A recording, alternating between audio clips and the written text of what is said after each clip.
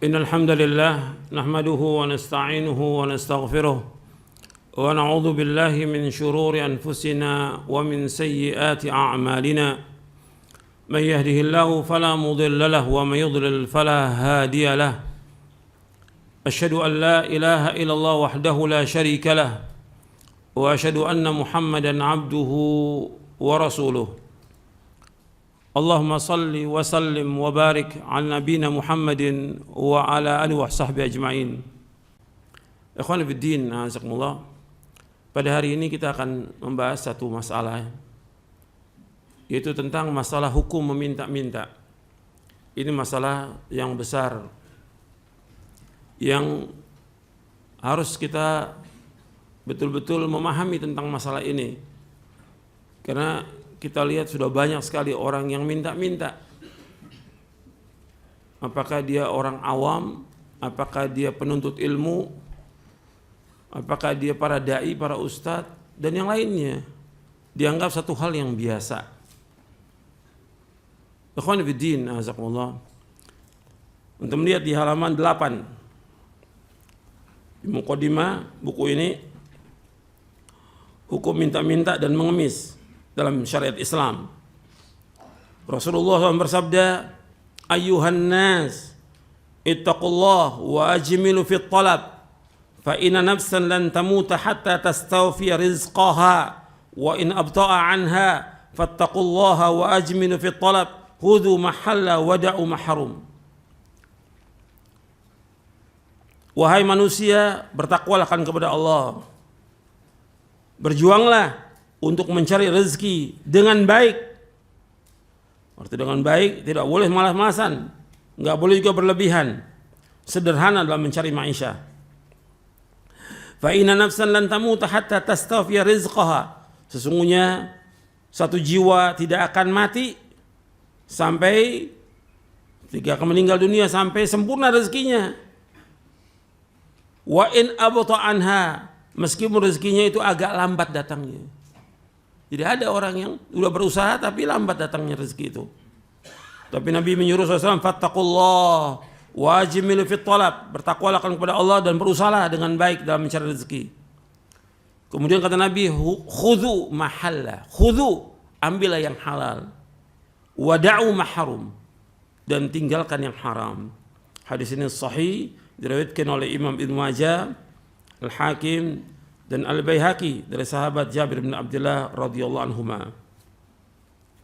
Jadi Nabi suruh sallallahu alaihi wasallam untuk apa? Wa ajmilu fit talab.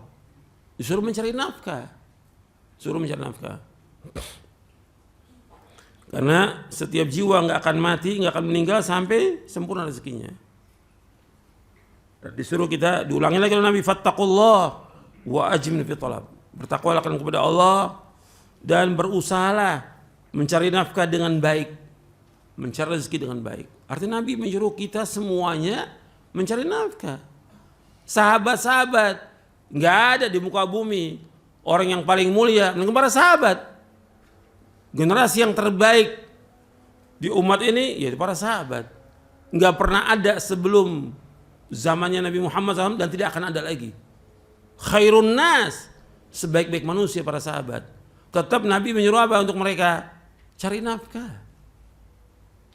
Meskipun mereka hafal Al-Quran, mereka hafal hadis dan segala macam, tetap disuruh untuk mencari nafkah. Agar dia tidak bergantung hidupnya kepada manusia. Gak mengharap sesuatu dari manusia. Dia bergantung hidupnya hanya kepada Allah Taala. Itu orang beriman. Sehingga dia punya izzah, punya harga diri, punya kehormatan, punya wibawa. Tidak rusak kehormatannya. Sekarang nggak punya rasa malu, semua minta-minta, nggak punya malu. Kalau sudah rasa malu nggak ada apa? Kata Nabi apa? Idza lam tastahyi fasna' ma syi'ta. Kalau kamu nggak punya rasa malu, buat apa aja, terserah kamu. Apa aja langgar udah. Kalau nggak punya rasa malu. Ini perhatikan, malu ini justru mencegah kita untuk melakukan perbuatan yang haram. Gitu. Jadi minta-minta itu sudah jelas haram dalam Islam. Bahkan Nabi SAW membaiat para sahabat radhiyallahu anhum ajmain. Antum masuk Islam Dulu ketika orang masuk Islam baiat pada Nabi. Masuk Islam baiat pada Nabi. Jabat tangan baiat. Bahwa mereka masuk Islam dan dibikin perjanjian. Tidak boleh berbuat syirik kepada Allah. Tidak boleh berbuat zina. Terakhir Nabi katakan apa? Wala tas'alunan nasa syai'a. Jangan kalian minta sesuatu kepada manusia. Antum orang baru masuk Islam. Dibaiat supaya apa? Tidak minta-minta kepada manusia. Antum perhatikan itu. Dan Nabi menyebutkan seperti itu. Bagaimana Nabi membaiat para sahabat radhiyallahu anhum ajma'in agar para sahabat tidak minta-minta kepada manusia. Kalau sekarang kan enggak. Semua minta-minta kepada manusia apa aja. Urusan apa aja, urusan makan, urusan anak-anak dan segala macam semua minta-minta. Nanti saya bawakan hadis Nabi SAW yang menjelaskan tentang minta-minta. Ini puluhan. Dan Syekh Muqbil bin Hadi Al-Wadi'i rahimahullah, beliau menulis kitab tentang dhammul mas'alah, celaan untuk minta-minta. Beliau bawakan hadis di dalam kitabnya itu. Di muqaddimahnya beliau memberikan muqaddimah, saya melihat banyaknya para dai sekarang ini yang minta-minta pada manusia. Itu di muqaddimahnya. Maka beliau nulis itu karena banyak para dai sekarang ini yang suka minta-minta kepada manusia. Ini justru menjelekkan agama Islam. Jelek agama Islam dengan sebab itu. Enggak boleh. Jadi ikhwan fillah, azakumullah, sekarang kita baca tentang beberapa hadis yang berkaitan tentang haramnya minta-minta. Dan Nabi menjamin bagi orang yang enggak minta-minta. Nabi menjamin bagi orang yang tidak minta. Dengan apa? Dengan surga. Nabi menjamin bagi orang tidak minta dengan apa? Dengan surga. Saya sebutkan dulu ini tentang para sahabat. Antum lihat di halaman 73 dan halaman 74. Sambil akhirnya saja kata para sahabat sebagaimana dijelaskan oleh Auf bin Malik Al-Asja'i bahwa kami ini ada 9 atau 8 atau 7 orang membaiat Rasulullah SAW. Kemudian kami berkata, qad bay'naka ya Rasulullah, kami telah membayat engkau ya Rasulullah. Fa'ala ma nubayyuka, atas apa kami bayat engkau ya Rasulullah? Anda perhatikan di sini. Qala ala an ta'budullaha wa la tusyriku bihi syai'a was salawatil khamsi wa tuti'u wa asra kalimatan khafiyatan wa la tas'alun nasa syai'a. Falaqad ra'aitu ba'da ulaika an-nafar yasqutu sawtu adim fama yas'alu hadan yunawiluhu iyyah. Ini diriwayatkan dari sahabat Auf bin Malik Al-Asja'i. Kata beliau ada 7 orang atau 8 orang atau 9 orang. Sebutkan 9 atau 8 atau 7 orang. Kami bayat Rasulullah. Kami telah membayat engkau ya Rasulullah. Kami telah membayat engkau ya Rasulullah. Atas apa kami bayat engkau ya Rasulullah? Maka Nabi bersabda SAW, kalian bayat kepada aku, yaitu bayat ala an ta'budullaha wa la tusyriku bi syai'a wa salawatil khams wa tuti'u wa asra kalimatan khafiyatan wa la tas'alun nasa syai'a. Itu bayatnya, isi bayatnya agar kalian semuanya beribadah kepada Allah, tidak menyekutukan Allah dengan sesuatu, melaksanakan salat lima waktu, kalian taat kepada ulil amri. Kemudian Nabi SAW membisikkan satu kalimat kepada mereka, jangan sekali-kali kalian minta-minta kepada manusia. Ini orang baru masuk Islam, Nabi sudah baiat, jangan minta-minta kepada manusia. Kemudian kata Auf bin Malik Al-Asja'i radhiyallahu an, sungguh aku melihat orang yang berbaiat itu bila cambuk seorang dari mereka jatuh, mereka tidak minta kepada seorang pun untuk mengambilnya. Ngambil sendiri. Sampai cambuknya jatuh dari atas ontaknya, dia turun ngambil, nggak suruh orang lain ngambil. Sampai seperti itu. Karena tidak boleh minta-minta pada manusia. Apalagi minta uang, minta duit, nggak ada. Ya, sekarang terus orang minta duit ini, donasi segala macam. Nabi udah ingatkan ini, tidak boleh. Dan dikemas macam-macam sekarang minta-minta itu. Kemudian antum lihat di halaman 11, masih di muqaddimah. Nabi bersabda kepada para sahabat radhiyallahu anhum ajma'in. Kata Nabi, "Man takaffala li alla yas'alan nasa syai'an wa atakaffalu lahu bil jannah." Faqala Thauban, "Ana." Fakana la yas'alu ahadan syai'a. Kata Nabi SAW, siapakah di antara kalian yang mau menjamin untukku untuk tidak minta-minta sesuatu pun kepada orang lain, dan aku akan menjamin ia dengan sorga. Maka Thauban radhiyallahu anhu berkata, saya Rasulullah. Maka ia pun tidak pernah minta-minta sesuatu pun kepada orang lain. Hadis ini sahih riwayat Abu Daud, Ahmad dan Ibnu Majah. Dan masih banyak lagi. Dan para sahabat seumumnya nggak ada yang minta-minta kepada manusia, tidak ada. Sesuai dengan nas Al-Quran dan juga dengan hadis Nabi. Antum lihat para sahabat, Allah sebutkan dalam surah Al-Baqarah di ayat 273. Al-Baqarah 273, Allah berfirman, lil fuqara'il ladzina uhsiru fi sabilillahi la yastati'una darban fil ard yahsabuhumul jahilu aghniya'a minat ta'affuf ta'rifun bisimahum la yas'aluna an-nasa ilhafa wa ma tunfiqu min khairin fa innallaha bi alim. Apa yang kamu infakkan adalah untuk orang-orang yang fakir, yang terhalang usahanya karena jihad di jalan Allah, sehingga dia tidak dapat berusaha di muka bumi. Orang lain tidak tahu, menyangka bahwa mereka adalah orang-orang yang kaya karena mereka menjaga diri dari meminta-minta. Sahabat nggak ada yang minta-minta. Engkau wahai Muhammad mengenal mereka, dari ciri-cirinya mereka tidak meminta secara paksa kepada orang lain. Apapun harta yang baik yang kamu infakkan, sungguh Allah Maha mengetahui. Nanti ada keterangan dalam hadis yang seorang itu boleh meminta tapi dalam kondisi yang terpaksa. Nanti kita akan bahas. Adapun hadis-hadis tentang meminta-minta itu banyak. Sekarang kita baca di bab yang kelima di halaman 31. Ada berapa hadis? Sebenarnya hadisnya banyak ini. Dari sahabat Abdullah bin Umar radhiyallahu anhuma, ia berkata, Rasulullah SAW bersabda, "Ma zala ar-rajulu yas'alu an-nasa hatta ya'tiya yaumul qiyamati laisa fi wajhi muz'atu lahmin." Seseorang senantiasa minta-minta kepada orang lain sehingga ia akan datang pada hari kiamat dalam keadaan tidak ada sekerat daging pun di wajahnya. Hadis ini sahih dari Bukhari Muslim.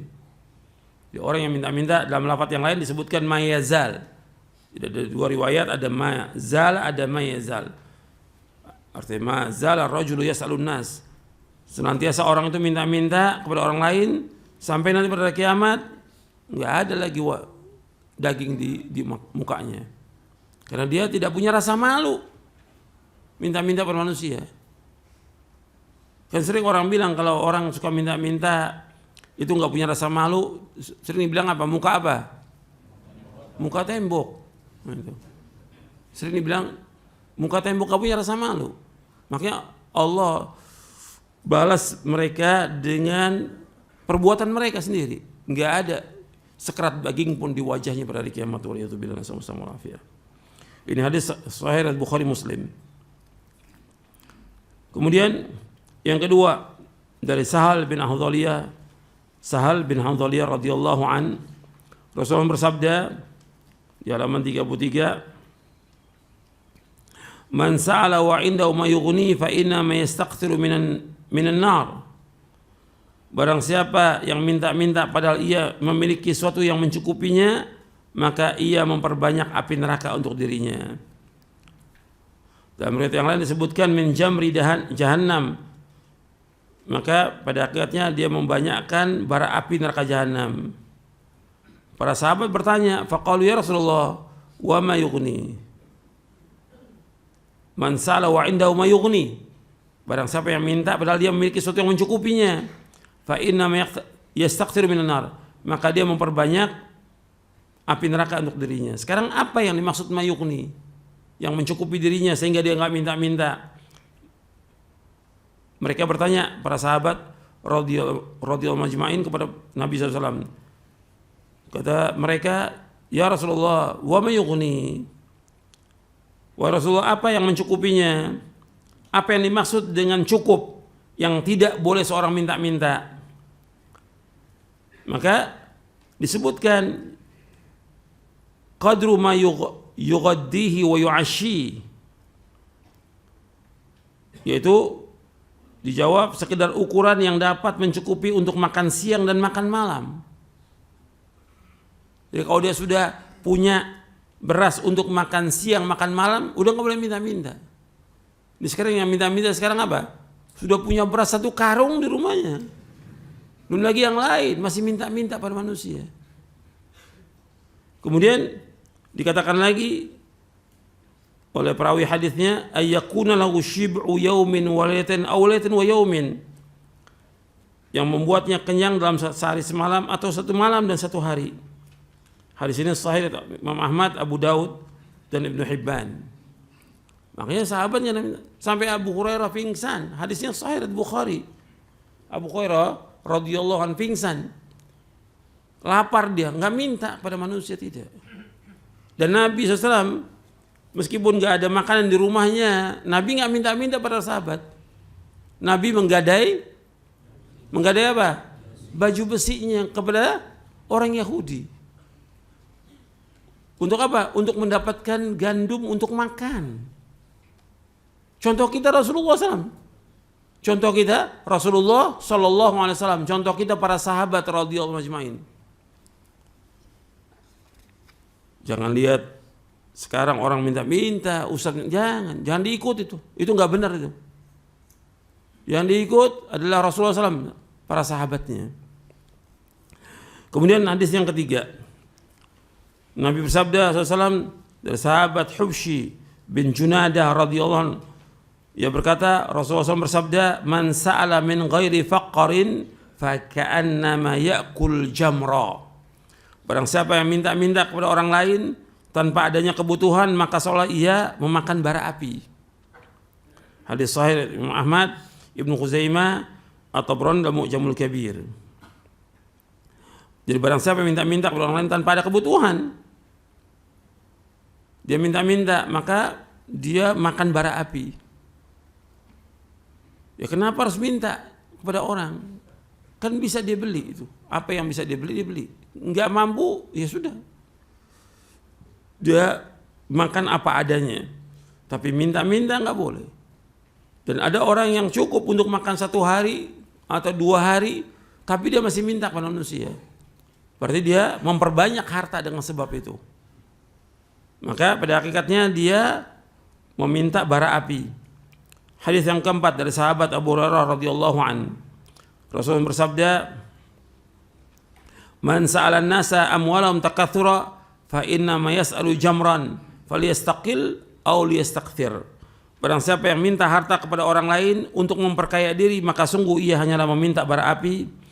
Maka silakan ia meminta sedikit atau banyak. Ini faedahnya banyak dari sini. Dari 4 hadis ini untuk menunjukkan bahwa haramnya minta-minta. Kemudian faedah lagi yang kedua, orang yang minta-minta kepada orang lain berarti ia minta bara api yang kelak akan membakarnya pada hari kiamat. Yang ketiga, harta yang diminta adalah harta yang haram dan tidak ada keberkahan. Jika orang minta-minta itu hartanya nggak berkah. Kemudian faedah lagi, kalau orang minta-minta karena kebutuhan, memang dia nggak punya makanan sama sekali hari itu, dia terpaksa untuk minta, boleh. Kalau nggak punya apa-apa, dia boleh minta. Kemudian Nabi mengancam orang yang suka minta-minta untuk memperbanyak. Nabi katakan, "Falyastaqil aw liyastakthir." Hendaknya dia minta sedikit atau banyak, maksudnya terserah kalian. Kalau kalian minta sedikit atau banyak, kalian tetap akan makan bara api. Gitu. Itu ancamannya begitu. Ya, Nabi mengancam ini. Kemudian yang kelima, Hadis yang kelima dari sahabat Thauban radhiyallahu an, maula Rasulullah SAW, bahwa Rasulullah SAW bersabda, man sa'alan nasa mas'alatan wa huwa anha ghaniyun kanat syai'an fi wajhi. Barang siapa yang minta-minta kepada orang lain padahal ia tidak membutuhkan, maka akan ada cacat di wajahnya. Artinya dia sudah cukup untuk makan sehari atau 2 hari cukup, tapi dia masih minta-minta kepada manusia, maka akan cacat di wajahnya pada hari kiamat. Hadis ini sahih riwayat Imam Ahmad, Darimi, At-Tabrani dalam Mu'jamul Kabir. Kemudian juga yang keenam, Nabi bersabda SAW, al-mas'alatu kaddun yakuddu biha ar-rajulu wajha illa yas'ala ar-rajulu sultanan au fi amrin la budda min.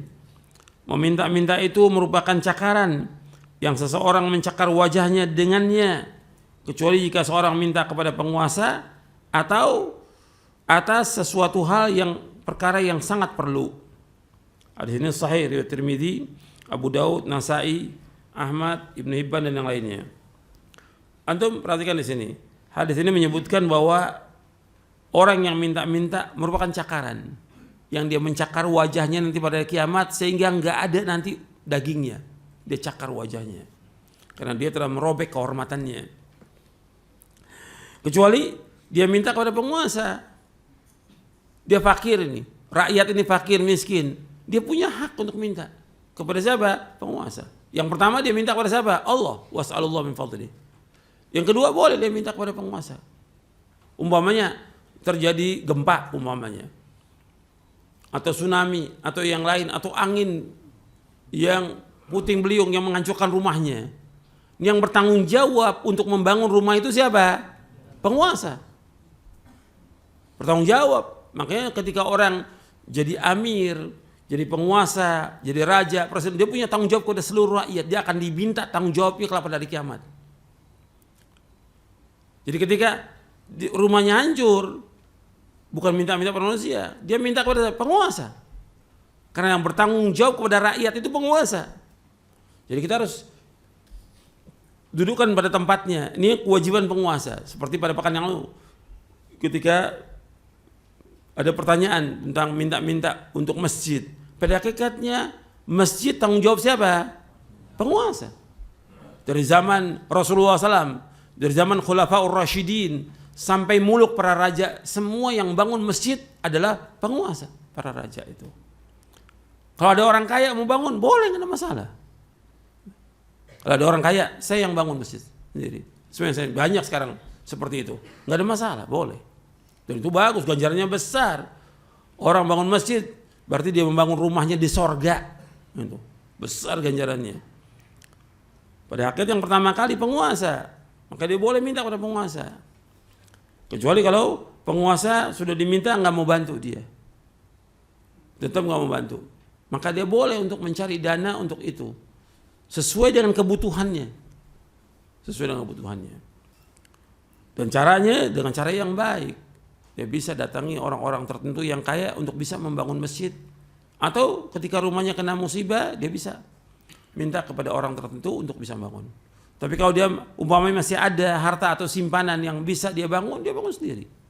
Tapi kalau nggak ada, ya boleh, karena kondisi terpaksa dia harus tinggal. Karena ini kewajiban ulil amri. Kemudian ikhwan fillah, azakumullah. Ini dua hadis ini menjelaskan tentang celaan kepada orang minta-minta. Bahwa minta-minta hukumnya haram dan akan menjadi cakaran nanti pada hari kiamat. Artinya dia nggak akan mempunyai wajah di hari kiamat nanti. Dan boleh kita minta-minta kepada penguasa. Ini nas, dalil ini. Membolehkan minta-minta kepada penguasa.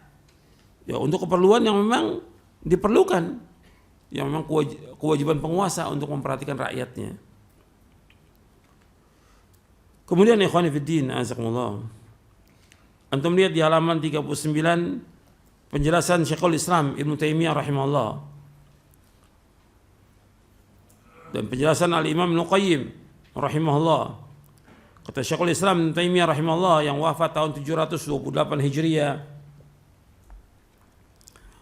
Beliau berkata, seorang hamba mesti mendapatkan rezeki dan ia membutuhkan rezeki. Dia pasti mendapatkan rezeki dan juga ia membutuhkan rezeki. Apabila ia meminta rezeki kepada Allah, maka ia menjadi hamba Allah dan butuh kepada Allah. Apabila ia meminta kepada makhluk, maka ia menjadi hamba makhluk dan butuh kepada makhluk.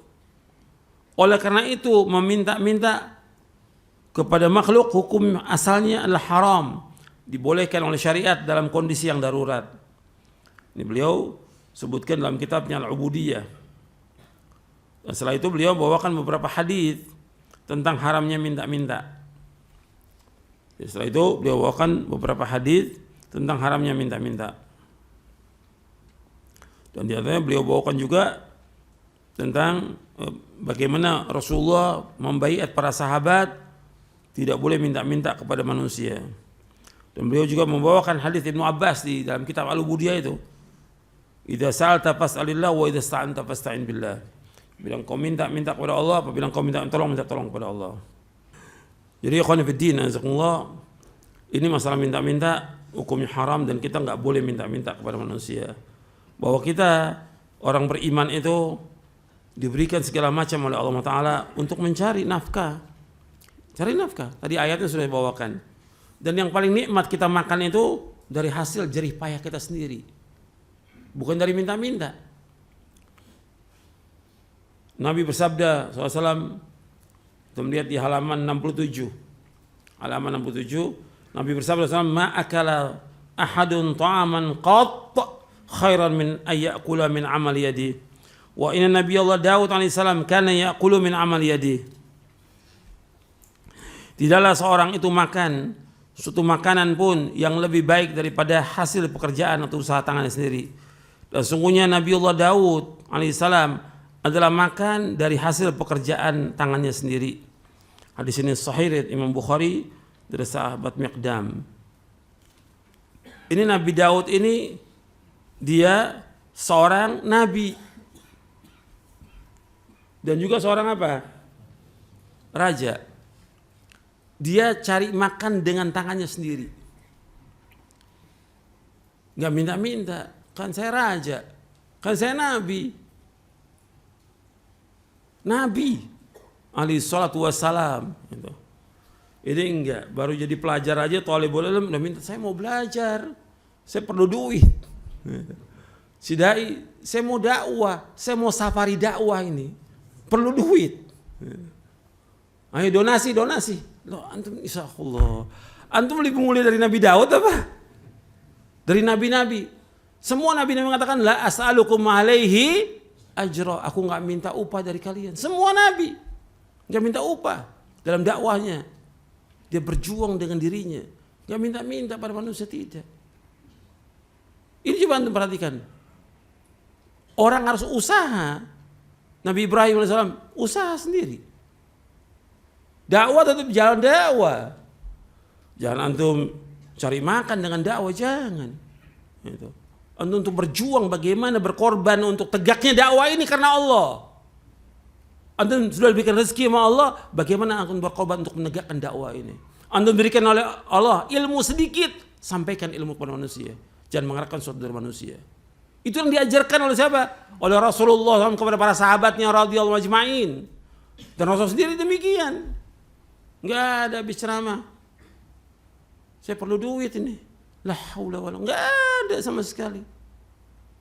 Tidak Rasulullah dan tidak juga para sahabat. Mereka berkorban dan berjuang dengan dirinya. Dengan apa? Dengan hartanya. Allah sebutkan ketika Allah menyebutkan tentang orang-orang munafik, antum lihat di dalam surah At-Taubah.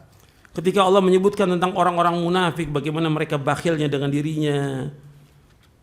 Maka Allah menyebutkan tentang Rasulullah di surah At-Taubah ayat 88. Surah At-Taubah ayat 88. Lakinar rasul walladzina amanu ma'ahu jahadu bi amwalihim wa anfusihim wa ulaika lahumul khairat wa ulaika humul muflihun a'adallahu jannatin tajri min tahtiha al-anharu khalidina fiha dzalikal fawzul 'adzim. Akan tapi Rasul sallallahu alaihi wasallam dan orang-orang yang bersamanya, siapa yang bersamanya? Sahabat radhiyallahu anhum. Jahadu, mereka berjihad bi amwalihim, dengan harta mereka. Perhatikan tuh. Ini nas Al-Qur'an. Bi amwalihim, dengan harta mereka. Rasul berjihad dengan hartanya, para sahabat berjihad dengan hartanya untuk menegakkan agama ini. Wa ulaika lahumul khairat, bagi mereka semua kebaikan.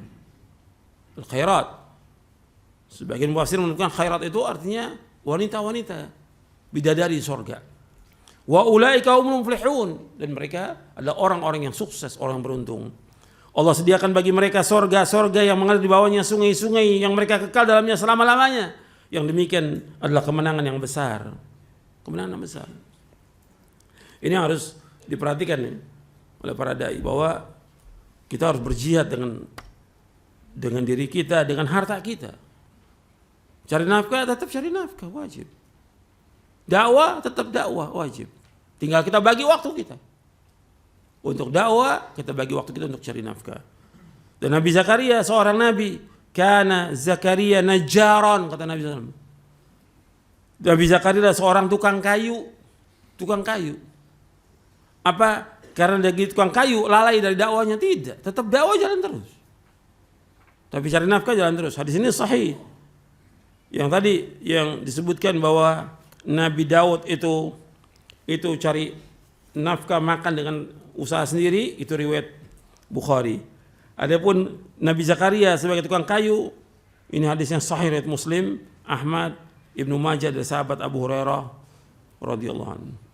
Dan para anbiya wa rasul alaihi wassalatu wassalam tidak minta upah dari manusia. Antum lihat nih ayat-ayatnya di halaman 69. Qul ma as'alukum alaihi min ajr wa ma ana minal mutakallifin in huwa illa dzikrul alamin wa la ta'lamuna naba'u ba'da hin. Katakanlah Muhammad, aku tidak meminta imbalan sedikit pun kepadamu atas dakwahku, dan aku bukanlah termasuk orang yang mengada-ada. Dan Al-Quran ini tidak lain hanyalah peringatan bagi seluruh alam semesta, dan sungguh kamu akan mengetahui kebenaran beritanya Al-Quran setelah beberapa waktu lagi. Kemudian juga Allah berfirman, wa ma as'alukum alaihi min ajr in ajriya illa ala rabbil alamin. Ini semua nabi-nabi mengatakan demikian. Dan aku tidak meminta imbalan kepadamu atas ajakan ini, imbalanku hanya dari Allah Rabbul Alamin. Enggak minta upah. Semua nabi, semua rasul alaihi wassalatu wassalam. Dan orang yang mengatakan bahwa saya ini tidak mau bekerja, saya mengharapkan pemberian orang saja. Ini kata Imam Al-Barbahari, orang yang seperti ini nggak pernah lakukan para sahabat. Antum lihat di halaman 71. Kata Imam Al-Barbahari rahimahullah dalam kitabnya Syarhus Sunnah, beliau wafat tahun 329 Hijriah. Kata beliau, tidak boleh orang mengatakan saya tidak mau kerja dan saya ambil upah dari pemberian orang saja. Perbuatan semacam ini tidak pernah dilakukan oleh para sahabat radhiyallahu anhum ajma'in. Tidak juga oleh para ulama sampai dengan zaman kita sekarang ini. Bahkan Umar bin Khattab radhiyallahu an mengatakan pekerjaan yang rendah atau hina tetapi halal lebih baik daripada ia mengharap pemberian manusia. Kerja. Seperti apa pekerjaan yang dianggap hina oleh manusia? Seperti antum jual air di pinggir jalan, jual air di lampu-lampu merah umpamanya. Atau pekerjaan-pekerjaan jadi kuli umpamanya. Itu lebih mulia daripada minta pada manusia. Antum ada para ulama yang memang mereka tetap menuntut ilmu, tetap juga dakwah, mereka jadi kuli untuk menghidupi kehidupannya. Ada jadi ulama yang jadi kuli, nggak ada masalah. Yang penting dia tidak minta-minta pada manusia. Kemudian kata Al-Hafidz Ibnu Hajar Al-Asqalani rahimahullah, kalau yang tadi perkataan Imam Al-Barbahari rahimahullah, kalau ini kata Al-Hafidz Ibnu Hajar Al-Asqalani membawakan perkataan Imam Ahmad bin Hanbal.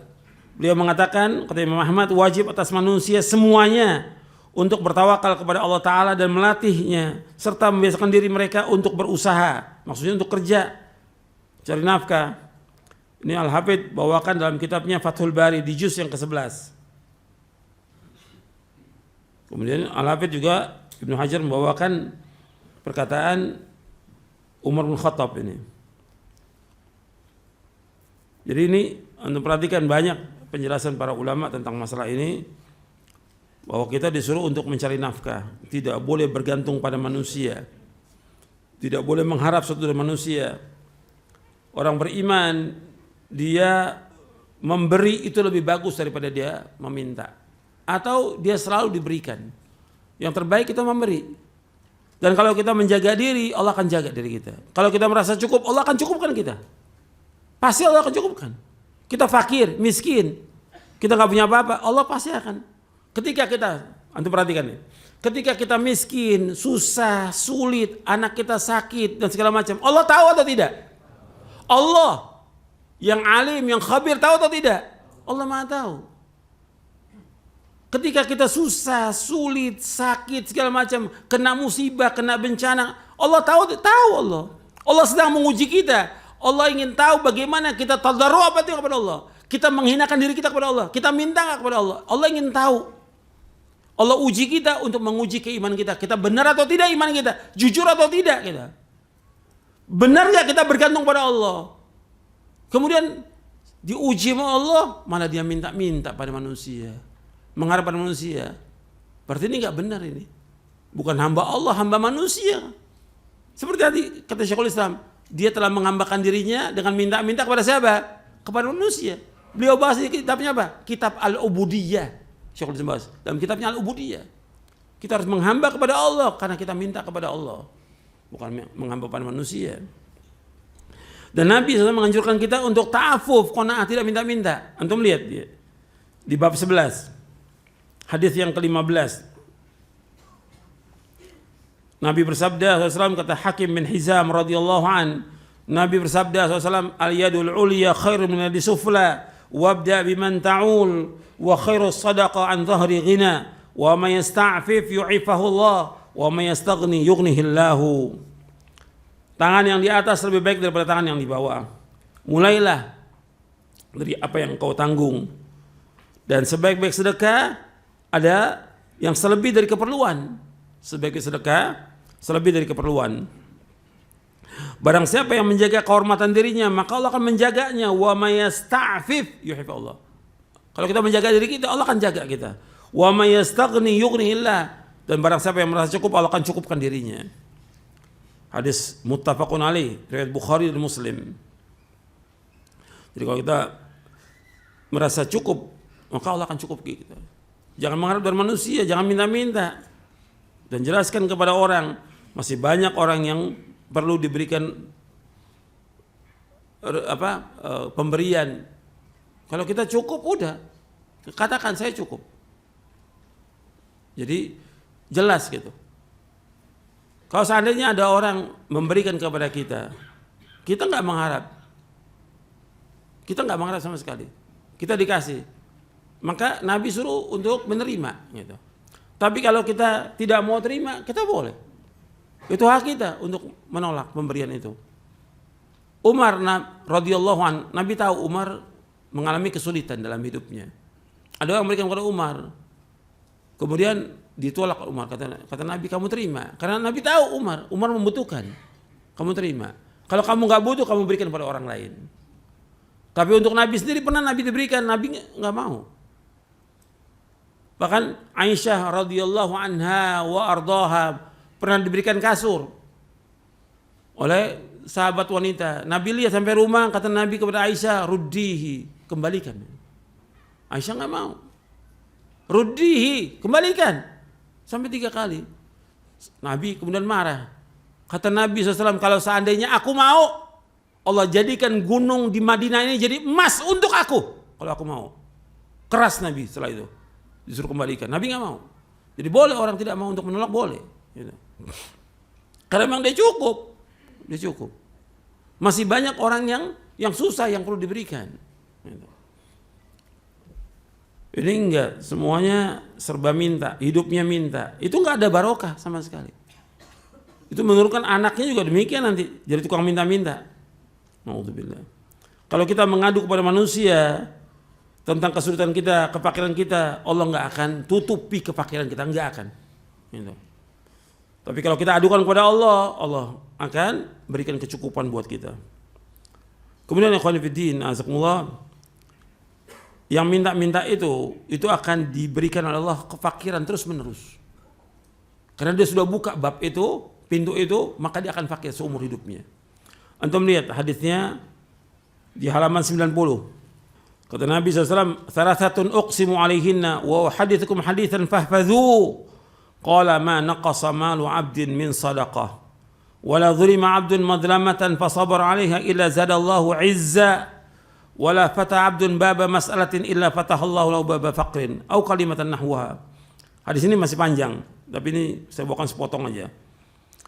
3 perkara kata Nabi SAW, aku bersumpah untuknya dan aku beritakan satu hadis kepada kalian, maka hafalkanlah. Beliau bersabda SAW, tidaklah berkurang harta seorang hamba karena sedekah. Apa yang kita sedekahkan itu nggak akan kurang.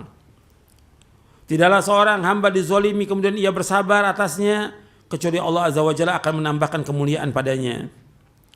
Dan yang ketiga, tidaklah seorang hamba membuka pintu minta-minta, kecuali Allah akan membuka pintu kefakiran untuknya. Atau kalimat yang seperti itu. Hadis ini sahih dari Imam Ahmad, Tirmidzi, Ibnu Majah, Baihaqi dan yang lainnya.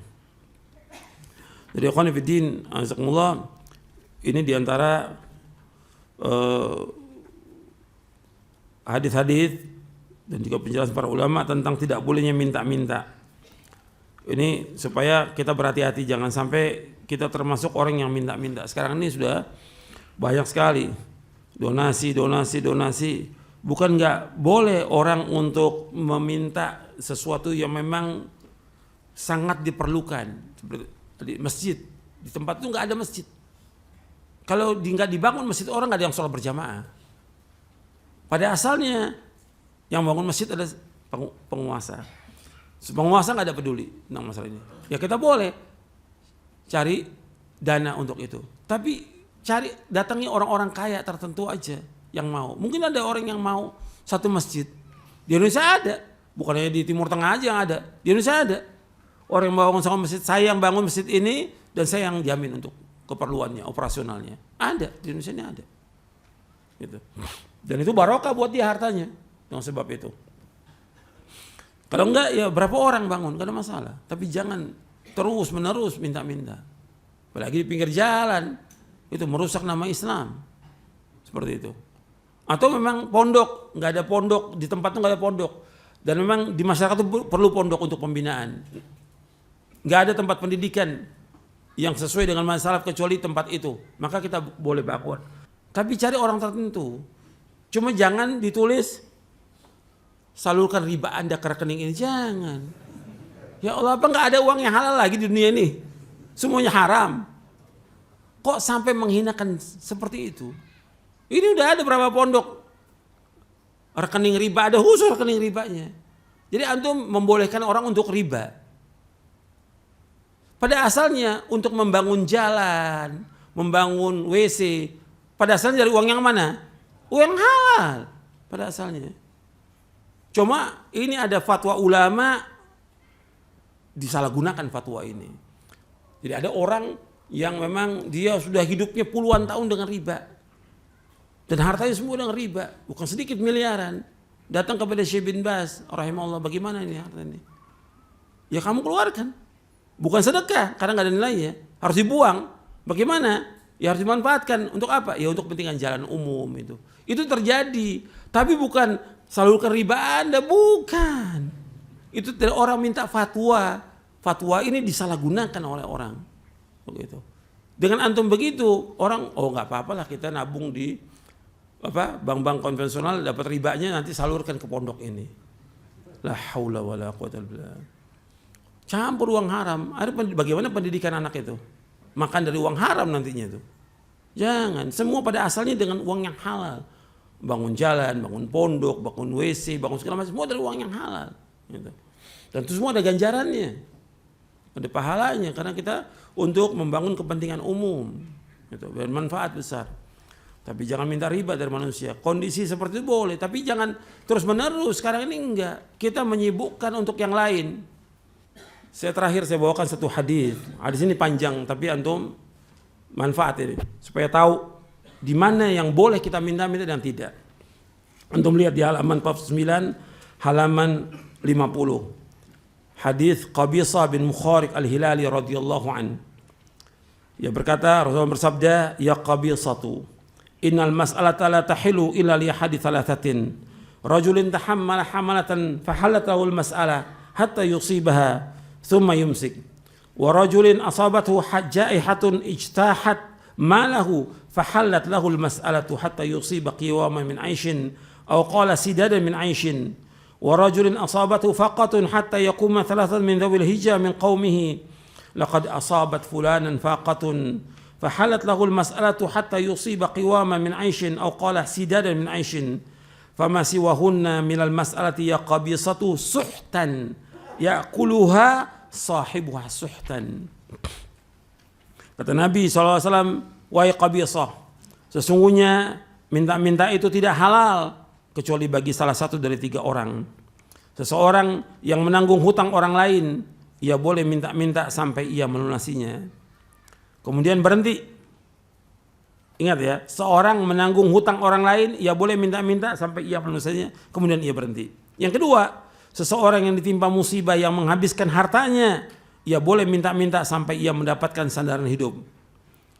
Dan yang ketiga, seorang yang ditimpa kesengsaraan hidup, sehingga ada 3 orang yang berakal dari kaumnya mengatakan si fulan telah ditimpa kesengsaraan hidup, ia boleh minta-minta sampai mendapatkan sandaran hidup.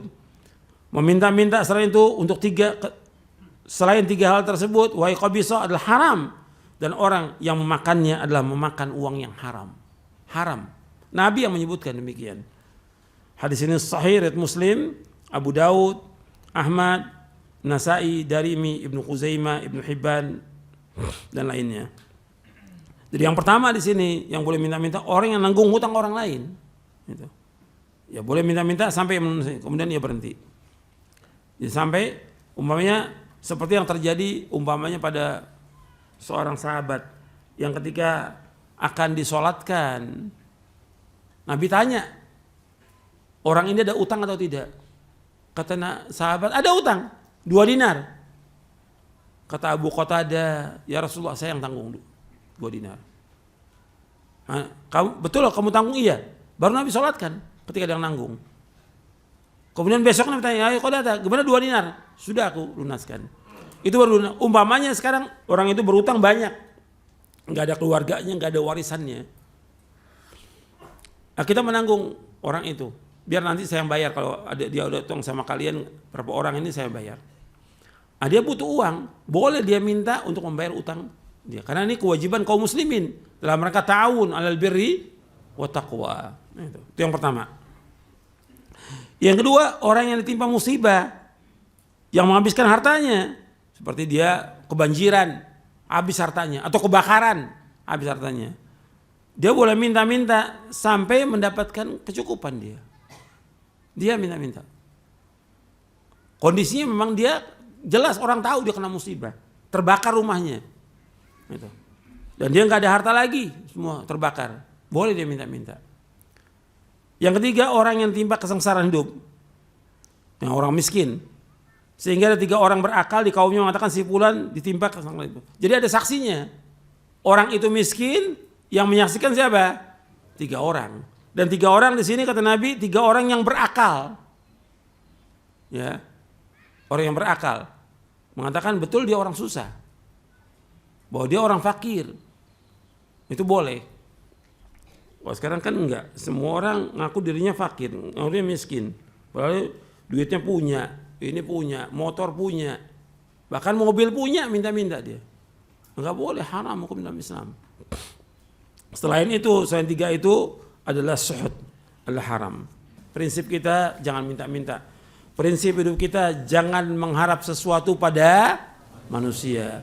Orang yang mengharap sesuatu manusia pasti dia akan kecewa. Tapi mengharap pada Allah tidak akan kecewa. Itu antum ingat itu. Kemudian juga yang antum ingat lagi bahwa hidup ini apa adanya. Jangan kita memaksakan takalluf dengan diri kita untuk sesuatu. Kita hidup apa adanya. Nggak punya apa-apa, nggak ada masalah. Kita jalan hidup ini. Jangan maksakan, kita nggak mampu untuk punya mobil, kita paksakan beli mobil sampai utang. Nggak mampu kita untuk punya motor, kita paksakan untuk utang, sehingga berat kita untuk membayar hutangnya. Kita bisa bangun rumah sederhana, tapi kita bangun rumah yang agak mahal sehingga kita utang sama orang sampai ratusan juta. Itu akan menyusahkan hidup kita nanti. Kalau kita mati, kesian istri kita, anak kita, nggak dapat warisan, yang dapat apa? Bayar utang.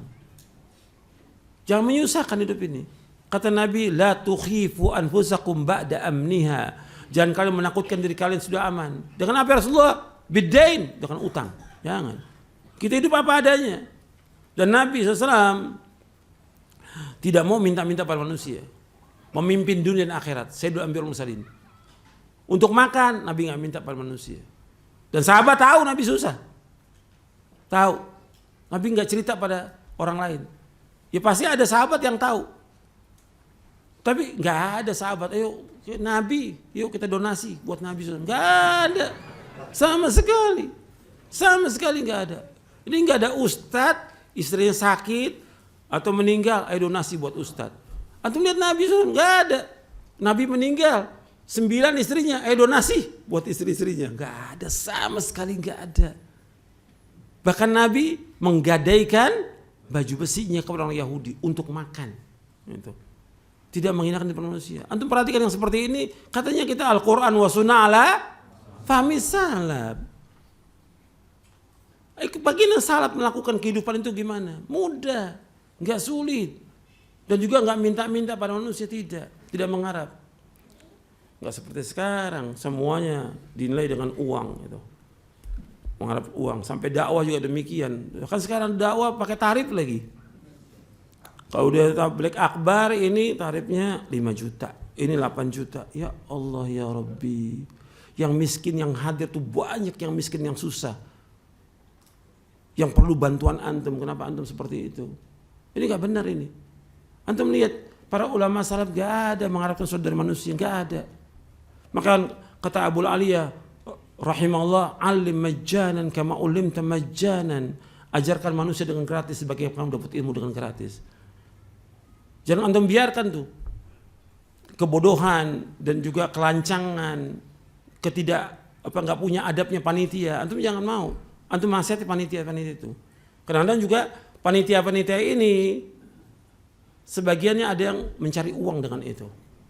Ada IO pengajian yang cari uang dengan itu. Ini agama. Kita untuk berdakwah karena Allah, untuk menegakkan agama. Antum menegakkan agama, menegakkan tauhid, bagaimana umat paham tentang agama. Bukan antum jual agama dengan harga dunia yang sedikit, bukan mencari uang dengan itu, bukan.